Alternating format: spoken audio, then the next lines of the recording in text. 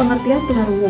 Tunarungu adalah peristilahan secara umum yang diberikan kepada anak yang mengalami kehilangan atau kekurangan kemampuan mendengar sehingga ia mengalami gangguan dalam melaksanakan kehidupan sehari-hari. Secara garis besar, tunarungu dapat dibedakan menjadi dua, yaitu tuli dan kurang dengar. Menurut Samuel dalam Permanarian Somat dan Tati Hernawati mengemukakan klasifikasi anak tunarungu. Yang pertama, 0 dB menunjukkan pendengaran optimal.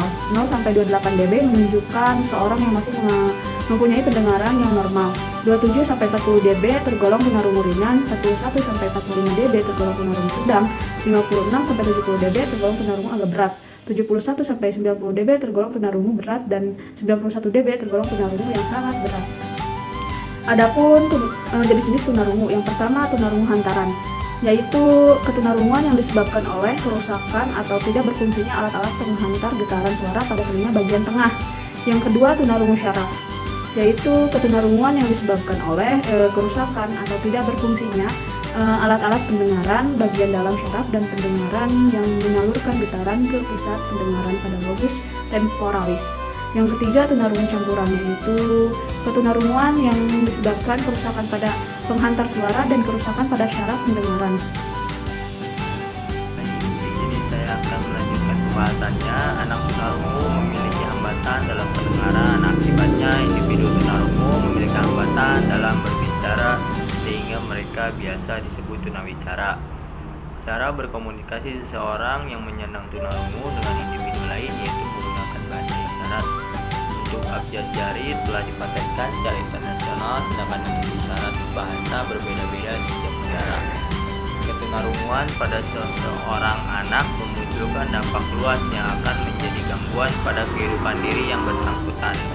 Menurut Arthur Borthroyd, berbagai dampak yang ditimbulkan sebagai akibat ketunarunguan mempengaruhi dalam hal masalah persepsi auditif, masalah bahasa dan komunikasi, masalah intelektual dan kognitif,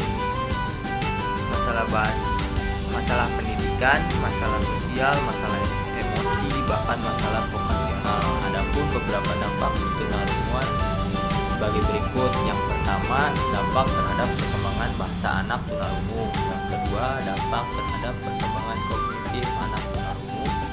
Yang ketiga, dampak terhadap perkembangan emosi anak tunarungu. Yang keempat, dampak terhadap perkembangan sosial anak tunarungu. Dan yang kelima, dampak terhadap perkembangan perilaku anak tunarungu. Sekian yang akan saya sampaikan.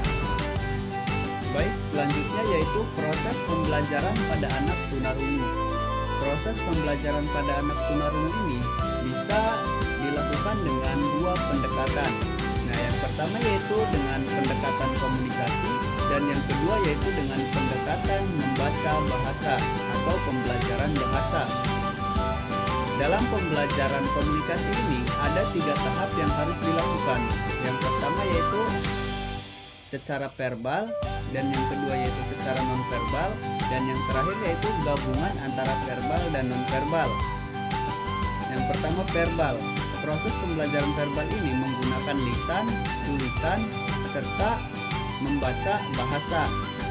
Dalam pembelajaran verbal ini, guru dituntut untuk memaksimalkan gerak bibirnya supaya si anak tunarungu ini bisa memahami gerak tubuh apa yang dia sampaikan.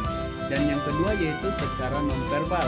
Cara nonverbal ini yaitu dengan proses pembelajaran menggunakan ekspresi serta mimik muka yang dilakukan oleh si pendidik. Semaksimal mungkin si pendidik ini bisa menyampaikan ekspresi wajahnya dan gestur tubuhnya supaya bisa dipahami oleh si anak tunarungu ini. Dan yang terakhir yaitu gabungan antara verbal dan nonverbal. Proses pembelajaran gabungan ini bisa dilakukan dan dimaksimalkan oleh si pendidik dengan menggunakan bahasa serta menyampaikan secara lisan dan dikuatkan oleh ekspresi dan tekstur tubuhnya tersebut supaya si anak tunarungu ini bisa lebih memaknai dan memahami apa yang dia sampaikan. Sekian, terima kasih.